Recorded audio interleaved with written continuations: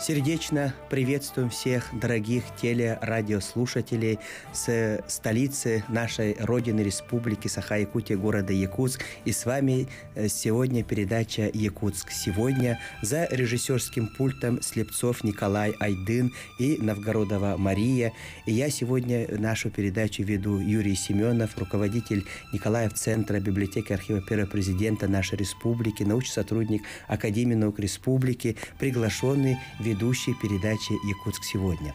И сегодня с нами в гостях замечательные мои коллеги, которые сегодня поделятся с нами с уникальным научным трудом и деятельностью Академии наук республики.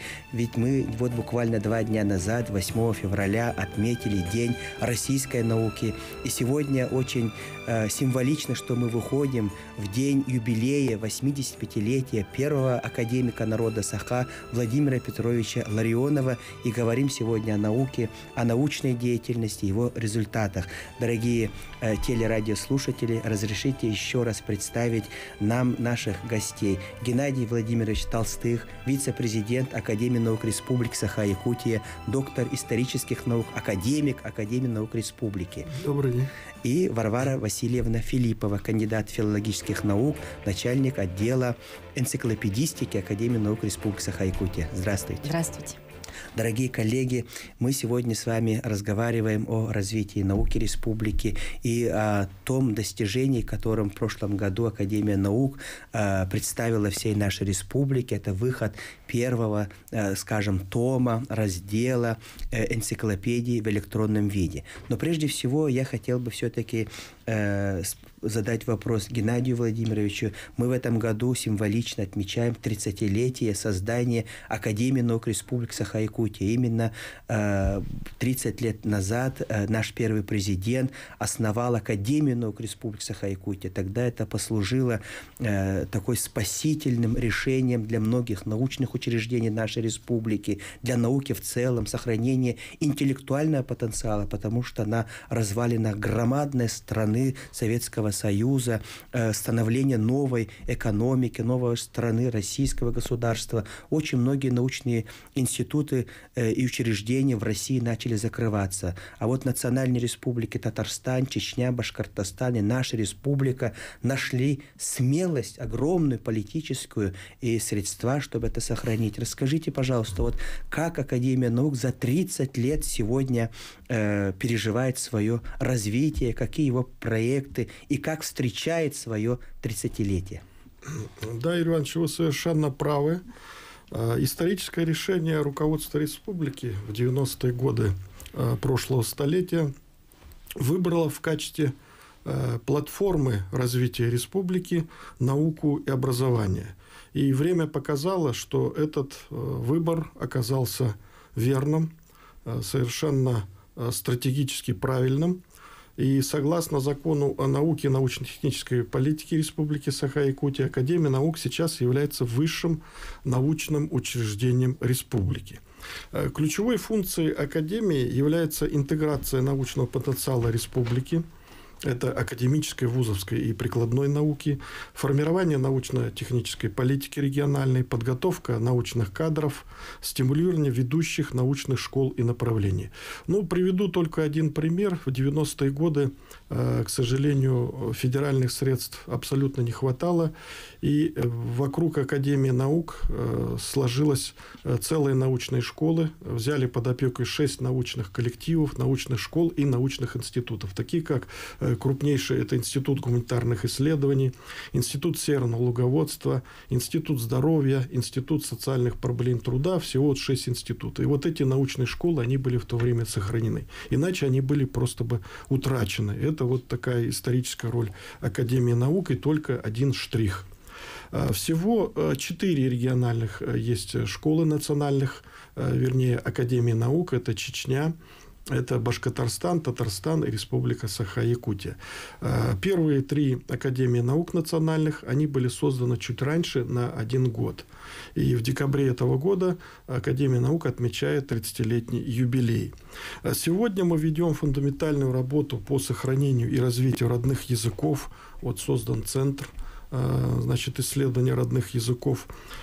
И занимаемся комплексными научными исследованиями, уже вторая программа КНИ-2, которая направлена на развитие производительных сил и социальной сферы, научных проектов и различных палеонтологических исследований. Также вы знаете, что значит, со второго раза Академия наук подала заявку и выиграла научно-образовательный научно-образовательный центр территории устойчивого развития. Одним из проектов Академии наук, он тоже очень важен, это новое для нас. Это и в качестве, мы его рассматриваем в качестве бренда развития региона, является энциклопедия Якутии. Это многотомное будет фундаментальное научное исследование. Мы пока видим 4 тома. Раньше планировалось 3, возможно, их будет больше, которые соберут в себя все знания о республике, начиная с палеолита до наших дней. Надо сказать, что не во всех краях, областях или республиках есть подобного рода энциклопедии, и вот это колоссальное научное издание по своему объему и по своему содержанию, потому что там есть своя специфика, своя методика, там ведь весь материал ужат, просто выжимка, там, скажем, о любом событии или о любом человеке, там буквально 1-2 абзаца. Это очень сложно. Это не простая научная статья, это статья в энциклопедии, это несколько другое. Это универсальное издание энциклопедии Якутии, в котором в алфавитном порядке будут собраны сведения об административном устройстве, значит, истории, науки, культуры Якутии, а также общественно-политической жизни, архитектуре, экономическом развитии, природно-климатических условиях, практически всех сферах жизнедеятельности республики. И в энциклопедии также будут содержаться краткие биографии людей, которые оставили значительный след в истории нашей республики. Да, энциклопедия Якутии – это, безусловно, прежде всего систематизация тех знаний и верификация, потому что сегодня в интернете существует огромное количество различной информации о республике Саха-Якутия, о народе, о культуре и так далее. Но насколько она достоверна, это неизвестно, и каждый путает. Самое главное, и подрастающее поколение, и старшее поколение. Вот в этом плане Академия наук, конечно, делает огромную работу. Как Геннадий Владимирович, вы сказали, энциклопедия Якутии – это подобно флагу, гербу, гимну и является символом национального самосознания народов. Да? И Варвара Васильевна, вы возглавляете такой отдел, так скажем, ответственный отдел, и занимаетесь этой большой фундаментальной наукой. Расскажите, пожалуйста, нам более подробно об энциклопедии, когда началась эта работа, кто является составителем, и какой объем на сегодняшний день готов, и какой объем еще предстоит нам увидеть. Спасибо. Отдел энциклопедистики отметил свой 10-летний юбилей в прошлом году. Нашему отделу 11 лет в этом году. И идея создания отдела принадлежит доктору исторических наук, на тот момент вице-президенту Академии наук Гоголеву Анатолию Игнатьевичу. Выдающемуся историку нашей республики. И наш отдел состоит из 5 человек, но, несмотря на это, у нас есть более чем 50 авторов, которые с большим удовольствием пишут статьи энциклопедические. И методически все статьи, они выверены. Нашими партнерами являются сотрудники Башкирской энциклопедии, Академии наук Башкортостана. И также методические консультации мы получаем от татарской энциклопедии и регионоведения. Поэтому работа ведется большая. В первом томе у нас запланировано около 3000 статей, а всего в энциклопедии будет больше 12 тысяч статей. Это огромный, колоссальный труд, конечно же, да. Мы ценим каждого нашего автора и благодарим. Пользуясь случаем, на радио и телевидении хотим поблагодарить именно наших авторов, членов временного коллектива, которые вносят свой вклад в сохранение нашей истории в виде энциклопедии. Да, я думаю, что восхитительно в том, чем вы сказали, что это совершенно небольшой отдел, который занимается. Мы знаем, что башкирская энциклопедия достаточно целое самостоятельное юридическое лицо, татарская энциклопедия самостоятельное юридическое лицо, огромное количество людей работает. Но благодаря тому, что вы осуществляете не только научную, методическую работу, но и огромную организационную работу, которая сплачивает более 50 авторов. Это ученые, стороны и нашего Северо-Восточного федерального университета, как мы привыкли называть, колыбель якутской интеллигенции, Якутского научного центра и других учреждений, конечно же, общественников. И здесь огромная организационная работа, и вот то, что вы героически это делаете, мне кажется, восхитительно, и в этом определенно кроется ментальность наших ученых, наших общественных деятелей, которые практически бесплатно помогают, работают в составлении вот этой большой энциклопедии. Геннадий Владимирович, вот работа над энциклопедией – это колоссальная, многоуровневая, от поиска соответствующей информации до нескольких редакций. А вот сколько статей вошло вот первый том, и какие буквы вошли в первый том? Но действительно, эта работа многоуровневая, разноплановая, это сложный процесс такой, и иногда требуются очень быстрые координационные действия. Министерство образования и науки финансирует поддержку этого проекта. Энциклопедия входит в перечень государственного задания Академии наук. И электронная версия энциклопедии, куда вошли статьи и иллюстрации первого тома, является тандемным проектом. Это Академия наук при поддержке Министерства образования и науки совместно с Национальной библиотекой Якутии и IT-компанией Деть.ИМ. Мы еще разрабатывали электронный портал энциклопедии Якутии. Об этом мы, наверное, скажем чуть подробнее позже. Но первый том включает буквы от А до В. И он будет насыщен большим количеством справочного аппарата, поэтому вот такое маленькое количество букв, а затем мы будем выравниваться, там уже будет больше букв. Ну, наверное, на букву А очень большое количество слов вообще во всем словаре и русского языка, и якутского языка. Я количество статей вот не помню, сколько, может, Варвара Васильевна подскажет. Да, около 3000 статей. Да. То есть, практически, можно сказать, под первый том от буквы А до В это 1/4 часть всей нашей большой энциклопедии. А сколько томов предстоит? Планируется 4 тома. Да, мы распределение по буквам тоже сделали, исходя из объема каждого тома. Когда вот завершится, увидят все 4 тома наши зрители? Ну, это процесс, конечно, трудоемкий и многолетний, но мы планируем к 26-27 году увидеть все 4 тома. Полноценный труд. Полноценное издание.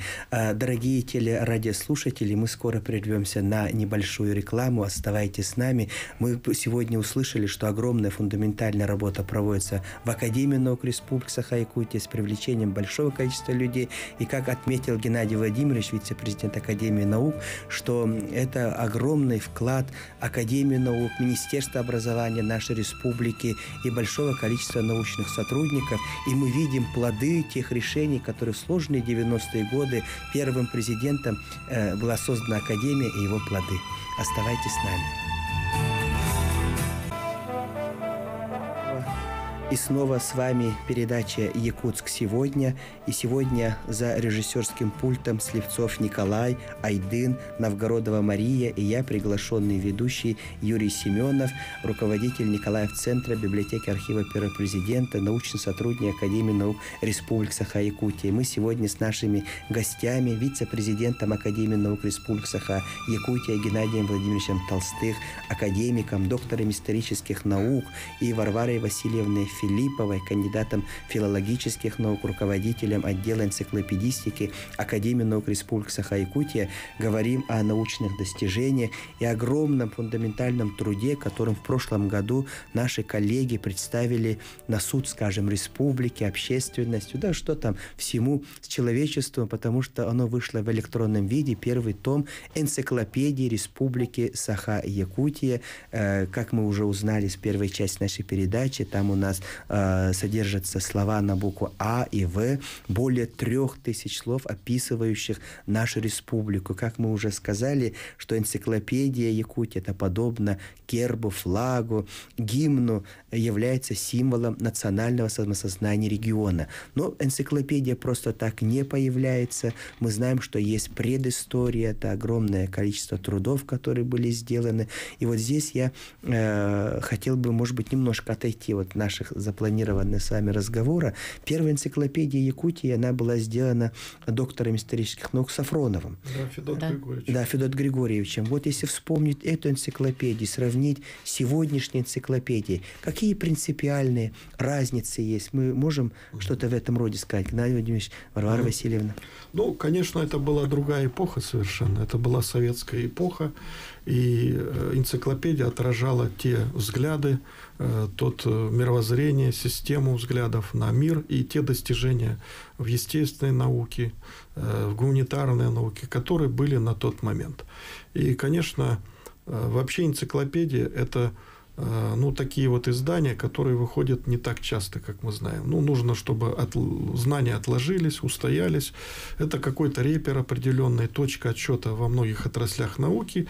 И новая как бы энциклопедия, новое издание, она отражает именно современные взгляды на ту или иную науку, на те или иные процессы. И, скажем, у нас появляется все больше биографических изданий, новых людей, которых мы оцениваем по-новому. Поэтому это новый взгляд. И более объективный, да, как и, конечно, сегодня. более объективный, потому что тогда же очень многие вещи мы смотрели через призму, через, скажем... Через призму коммунизма, через призму ленинской, марксистской теории. И, конечно, это совершенно два разных издания, и уже в той мере оно не может. Время же прошло, за это время это приличный отрезок времени исторический. И, конечно, очень многие оценки и очень многие события произошло, которые требуют нового научного осмысления. Но Федот Григорьевич я лично знал, я с ним общался, и такие разговоры были не совсем научно. Он был нумизматом, интересным человеком. И, конечно, он обладал и энциклопедическими знаниями. Поэтому и взялся за такой большой труд. Но это уникальный человек в нашем исторической науке, вообще общественной нашей жизни республики, которые именно такого уровня люди могли создать такие энциклопедии. Я уверен, что вы, коллеги, пользовались этой энциклопедией. Не без этого. Наверное, смотрели, Варвара Васильевна. Да, конечно. Мы с большим уважением и признанием относимся к трудам, которые были изданы до нас. И, конечно же, это фундаментальный двухтомный труд, хотя он был запланирован на 3 тома. Это энциклопедия Федота Григорьевича Сафронова, которая вышла в 2000 году и в 2007. К сожалению, 3-й том, я повторюсь, не вышел, но там была соблюдена совсем иная методика, чем сейчас. Там было именно по рубрикам. Например, рубрика «Фольклор», раздел «Языкознание» и так далее. Наша энциклопедия, она идет в ногу со временем именно с методической точки зрения. И нам, я повторюсь, что методически очень сильно помогает башкирская энциклопедия. Сотрудники нас ежедневно почти консультируют, как пишутся статьи. Мы прошли с коллегами обучение, несколько месяцев обучались, как эти статьи пишутся, какие иллюстрации подбираются. В общем, там очень много мелких деталей, о которых лучше не говорить, наверное. Да? Это, наверное, секрет фирмы, так скажем. Да. И вот эти издания, конечно же, послужили для нас опорой для создания таких энциклопедических статей. В целом, если говорить об истории отдела, то в 2018 году первым изданием отдела энциклопедистики явился словарь, энциклопедический словарь, который собрал в себя около 5000 статей, и мы расширяем сейчас в данный момент данный словарь и приводим в вид энциклопедических статей. Да? То есть это большая методическая работа.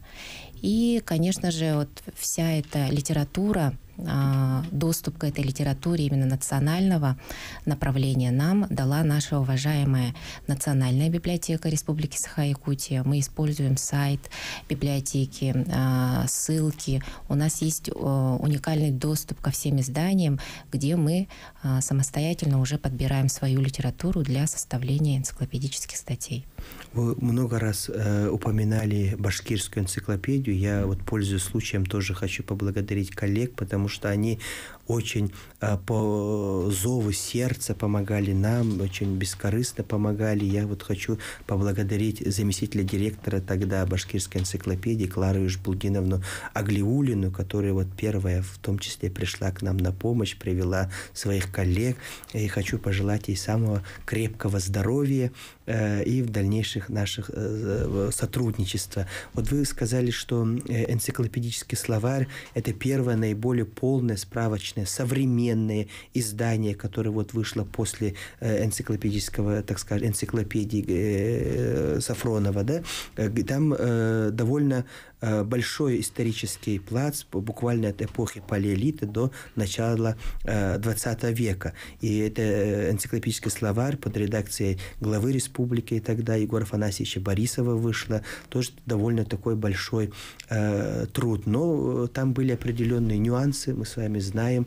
И вот чтобы не допустить таких нюансов, мы вот в прошлом году вы приняли очень такое большое, серьезное решение и презентовали электронную версию энциклопедии с Национальной библиотекой нашей республики. Вот расскажите, пожалуйста, в чем отличие электронной версии, в чем ее плюсы, и, наверное, у каждого жителя республики уже сегодня есть возможность заглянуть в эту электронную энциклопедию.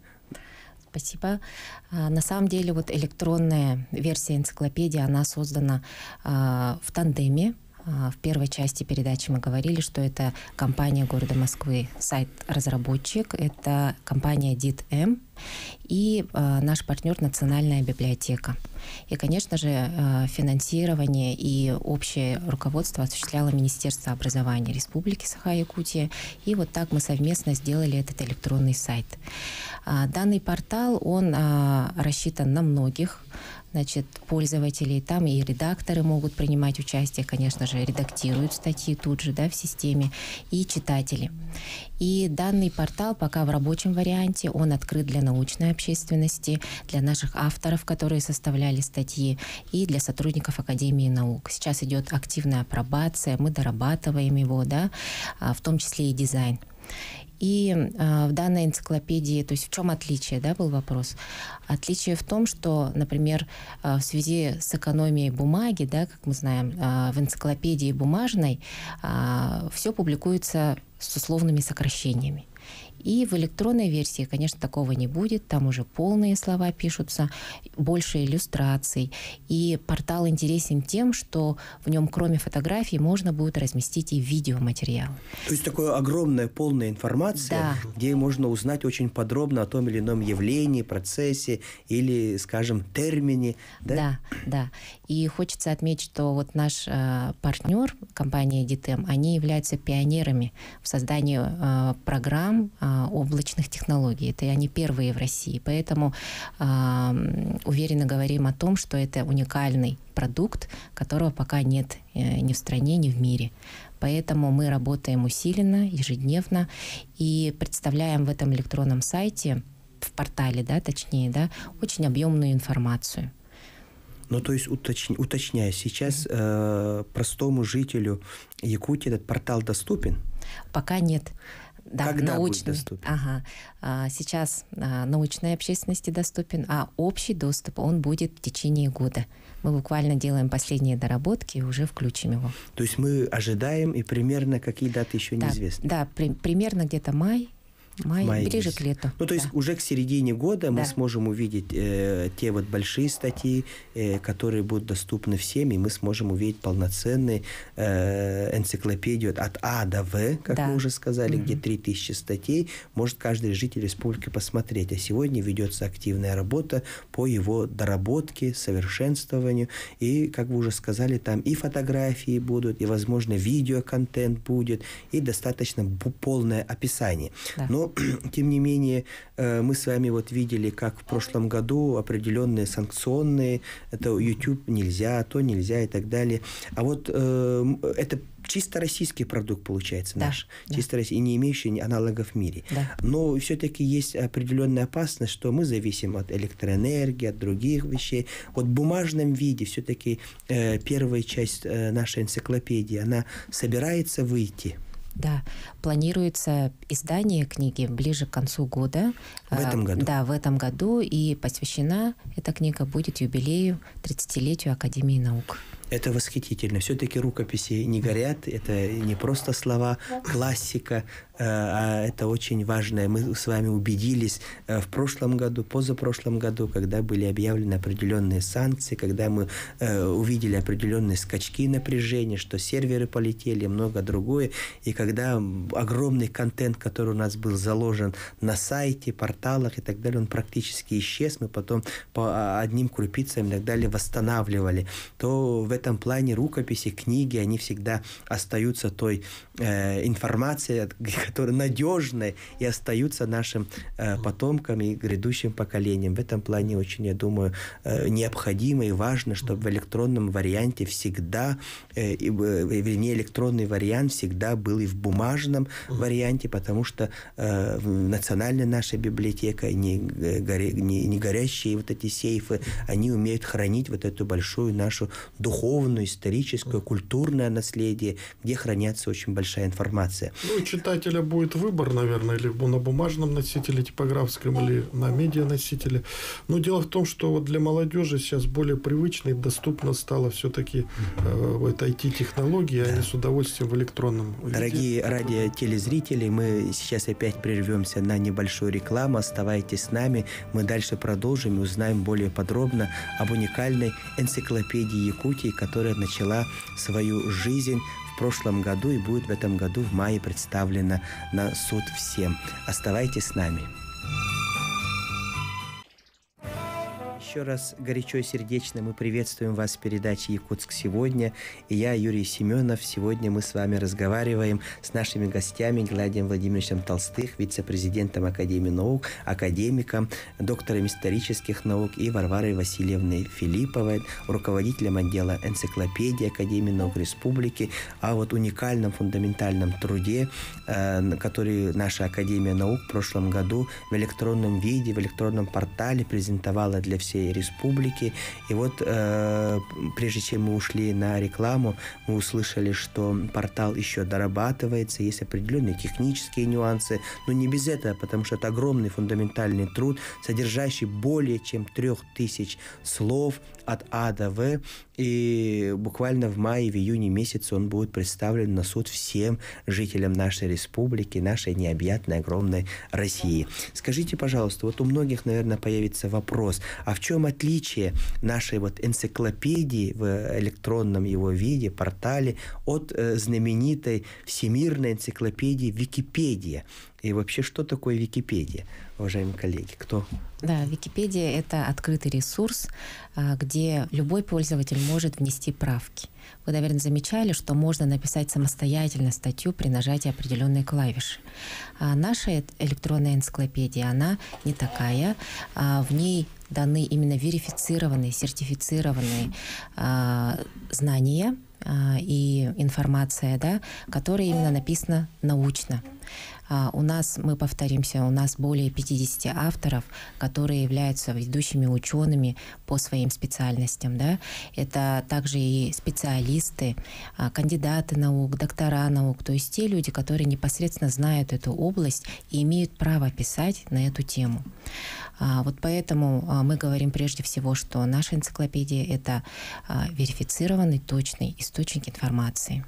То есть Википедия, мы с вами знаем, что это довольно такой открытый ресурс. То есть, но там тоже надо иметь источник. Без источника просто так информацию положить невозможно. Но, тем не менее, каждый житель республики в том числе может написать себя, что вот он такой-сякой великий и так далее. То есть в этом плане наша с вами энциклопедия, которую вот Академия наук готовит, она научная, проверенная, систематизированная и разработанная в соответствии со всеми научными требованиями, методикой и методологии. В этом плане очень важно каждому понимать, что там информация самая достоверная, самая необходимая, и она разработана по всем нормам и техникам вот энциклопедии. И, Геннадий Владимирович, еще раз скажите, пожалуйста, какие новшества вот в портале энциклопедии Якутии? Ну, резюме, вот так образно говоря, это резюме от всех научных знаний. То есть выжимка на сегодняшний момент, что нам известно, например, по той или иной сфере, по тому или иному явлению или, скажем, какой-то исторической личности. Но в электронном портале там очень удобный функционал, который, я думаю, что всем понравится, с помощью которого можно будет искать и знакомиться с материалами энциклопедии. Есть рубрикатор, ну, например, вас интересует какая-то сфера, вы можете зайти в соответствующую рубрику строкой поиска. И, значит, есть список авторов энциклопедических статей.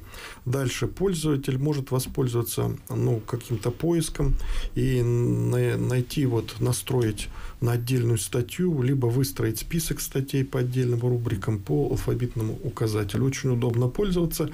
И там есть вот еще один плюс в электронной версии. Там есть список литературы после каждой статьи, и вы можете нажать курсором, значит, скажем, на ту или иную литературу и прямо перейти по сноске на нее. То есть вы можете ознакомиться уже с самими источниками, которые послужили базой для той или иной, так скажем, доказательства. Статьи. Да. Это очень удобно при подготовке, скажем, каких-то даже статей научных, трудов, в конце концов, дипломных работ, там, курсовых работ студентам. Там все есть. Вся источниковая база там, собственно, имеется, и вы можете перейти к самим этим источникам. Но я хотел бы сказать, что вообще вот электронный портал, что это такое? Это такой живой подвижный организм. Что я имею в виду? Что там можно внести подробно исправления, какие-то сведения, подобрать новые медиафайлы к статьям. В этом смысле электронная энциклопедия, ее можно назвать даже живой какой-то вот экосистемой, которая постоянно коллерируется и улучшается по меньше ее развития. Дополняется, улучшается. А вот с типографским изданием, конечно, такого не получится. Она вот вышла, и в том виде она будет. Поэтому первое, наверное, издание будет не такого большого тиража, но никто не застрахован от каких-то технических ошибок, там, погрешностей различных и так далее. Поэтому все это можно исправлять, и мы можем выпускать уже другие какие-то издания. Но вы спросите, а что нужно делать, например, если кто-то заметил какую-то ошибку в названии, да, какую-то нечеткость. Например, житель Абыйского улуса, он сам не может что-то исправить, эту ошибку, а должен позвонить нам, значит, в отдел энциклопедистики, и тогда эта ошибка будет, в общем-то, устранена. То есть, получается, в принципе, каждый житель республики в электронном формате может не только, наверное, ошибку увидеть, и там будут все адреса, реквизиты, как говорится, электронные почты, куда отправить, не каждый раз дозвонишься, и разница во времени. То есть, это все будет. Да. Наш отдел открыт на разного рода взаимодействия в плане предоставления информации, обработки. К нам ежедневно приходит очень много авторов, много информантов, которые своими силами стараются нас передать, нас обогатить информацией. В этом плане, конечно, мы очень открыты. И вот электронный портал — это, конечно, тот источник, который будет связью между нами, теми, кто пишет, нашими авторами, и теми, кто читает, то есть нашими пользователями. И если, например, там найдется что-нибудь неточное, конечно, они могут обратиться к нам, мы, безусловно, ответим, обработаем, верифицируем эту информацию и, безусловно, можем поменять. Да. А вот, например, мы обнаружим, что, например, вот я житель какого-нибудь отдаленного улуса, района нашей республики, да, и например, я в букве «В» не обнаружу, например, какое-то очень интересное природное явление, либо историческую личность нашего села. Я могу обратиться к вам, предоставить определенную информацию, чтобы вот в нашей якутской энциклопедии об этом информация появилась. Вот это возможно? Если возможно, как это сделать? Да, возможно все, но стоит здесь отметить, что в энциклопедии есть свои критерии, куда вносятся определенные категории персоналей, и явлений. Если по критериям, конечно же, входит человек, да, по званиям, да, по, значит, заслуженному званию, по народному званию, если было что-то упущено, конечно, мы можем внести в актуальном формате. Вот, например, только в прошлом году, если не ошибаюсь, Виктор Филиппович Потапов стал народным учителем России. То есть он уже имеет право войти в эту энциклопедию. Это наша гордость, гордость нашего народа, педагогического сообщества. Например, вот в электронном формате легко это поменять, то в бумажном это наиболее сложно. Если оно уже издано, то оно уже, наверное, остается, или оно имеет какие-то периоды переиздания. Скорее всего, это будут периоды переиздания, когда информация устаревает, и мы обновляем ее, да.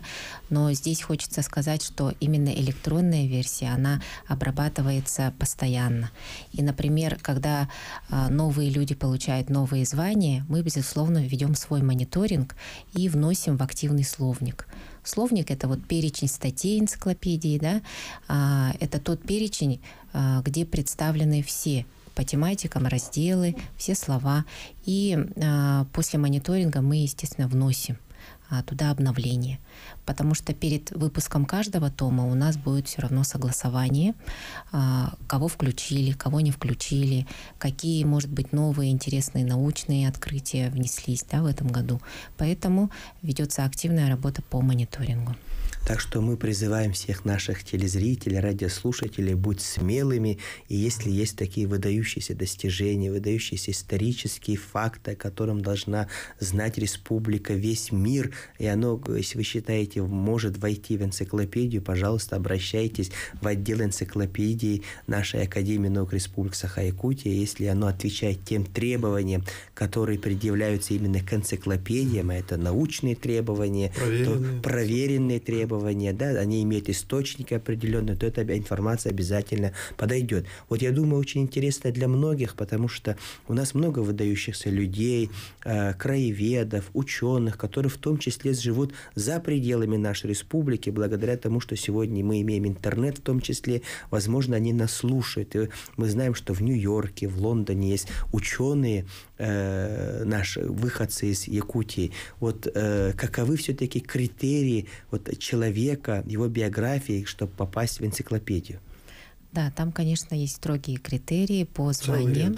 Да, по званиям, целый ряд критериев. И не каждый человек, конечно, туда попадет в энциклопедию, да.